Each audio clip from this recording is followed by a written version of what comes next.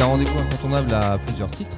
Le développement durable aujourd'hui est omniprésent dans toutes les activités, tout ce qui nous entoure, et il l'est a fortiori quand on parle de production de logement. Le métier d'histoire et patrimoine, c'est de produire, de créer du logement dans des bâtiments anciens, patrimoniaux, donc de reconvertir ces bâtiments et d'aménager du logement à l'intérieur. Donc c'est bien évidemment le développement durable est au cœur de notre activité. Et c'est bien normal qu'on se retrouve ici au sein de ce salon pour en parler avec les différents partenaires. Pour Histoire et Patrimoine, il y en a plein parce que, comme je le disais, en fait, il n'y a pas meilleur moyen que de produire du logement dans un bâtiment qui est déjà existant et par là même de sauvegarder le patrimoine finalement.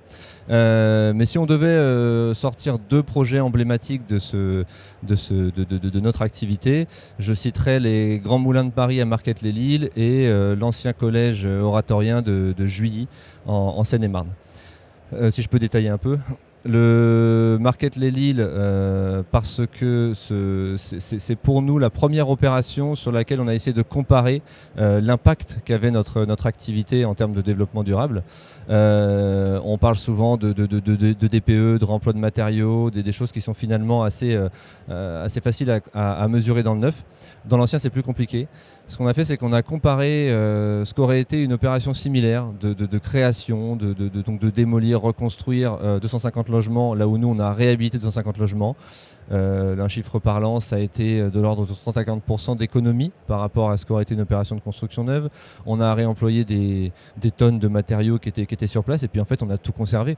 On a conservé la structure, la façade. On a aussi été chercher des pierres aux alentours pour être en circuit court. Donc c'est pour nous un emblème de ce qu'on peut faire comme production bas carbone de logements dans de l'ancien. Et le second, le collège de Juilly.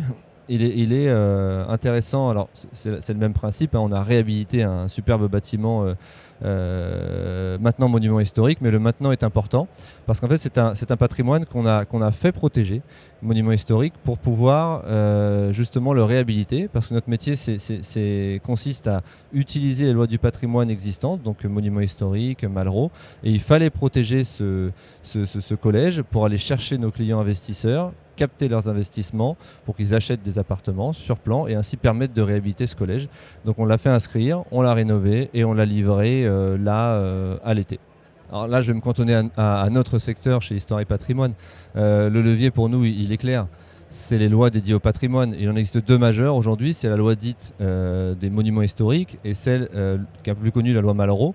Ce sont des niches fiscales qui servent vraiment, qui ont été créées pour ça et qui servent aujourd'hui à rénover le patrimoine, à capter l'investissement privé des clients et à le mettre au service de l'intérêt général.